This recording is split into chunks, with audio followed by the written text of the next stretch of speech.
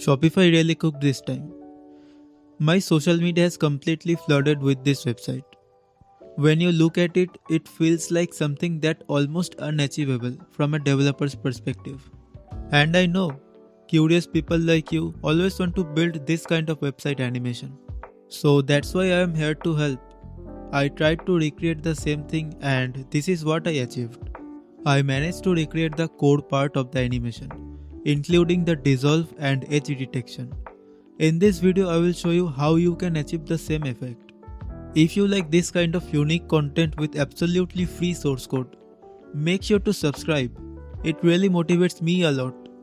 So without wasting any more time, let's get started. Our HTML layout is very simple. We have one main container and inside that container there are just two divs. One for canvas 1 and another one is for canvas 2. In the style.css, I am giving the main container a full width and a height of 300 vh to create enough scroll space. Then I select both canvas container and set them to full width and height with position fixed and inset 0. So they stay pinned to the top while scrolling. Inside the JavaScript file, I am only importing two things, Lenis and Three.js. Lenis handles the smooth scrolling and Three.js is responsible for everything related to shader and animation. Then I initialize a new Lenis instance and I also create a separate rough function and move it to the bottom because we will use this same function later to render both scenes. Next, we define a very simple vertex shader. All it does is pass the UV coordinates to the fragment shader and render the plane normally. After that, we have the fragment shader.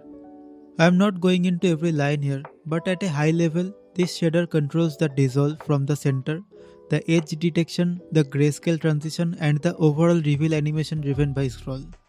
I also tweaked this shader a lot with the help of AI, experimenting and refining it multiple times until I was able to get this result. After that, we have one more fragment shader, which is basically the reverse version for the second canvas. This shader starts with a dark, almost black image where only the edges are visible. As we scroll, the darkness, grayscale and edge intensity gradually fades out, revealing the normal image underneath.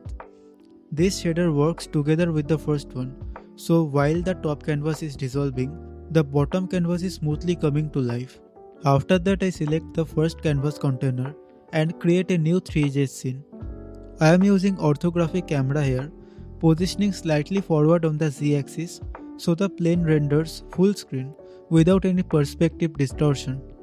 Then I create the WebGL renderer for the first canvas.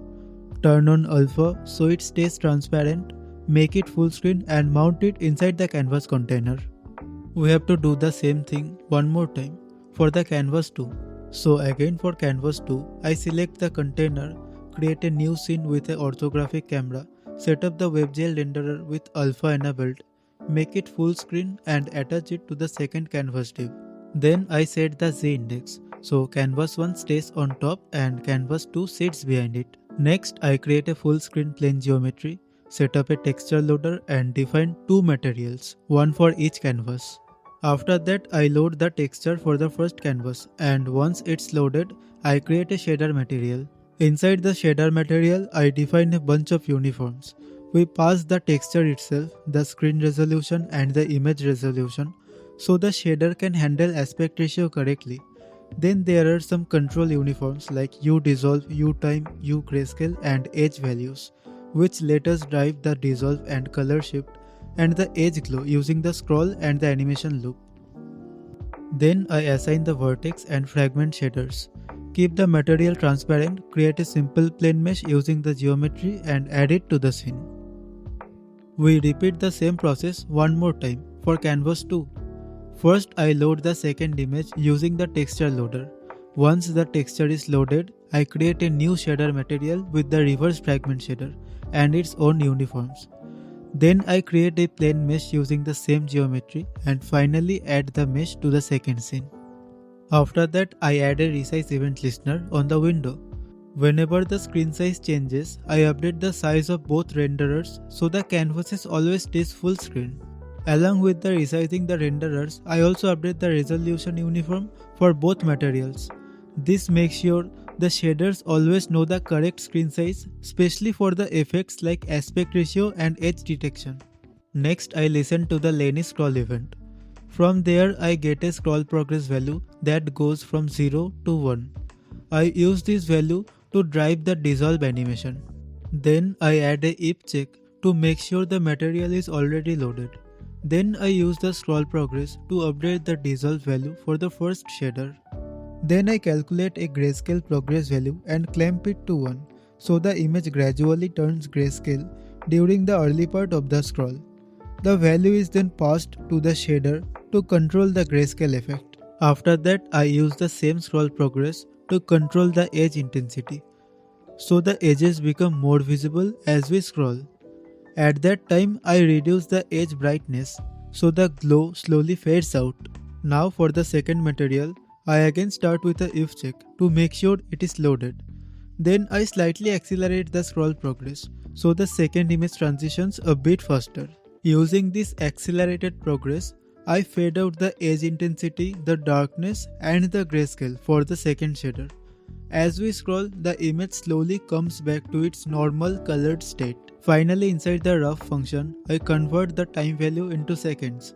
After checking that the materials are loaded, I pass the time value to both shaders using the uTime uniform. This keeps everything in sync. And lastly, inside the animation loop, I render both scenes with their respective cameras, so both canvas update smoothly on every frame. And with that, we have achieved one of the most trendy and in-demand animation on the internet. That's it for the video. If it helped you, let me know in the comments.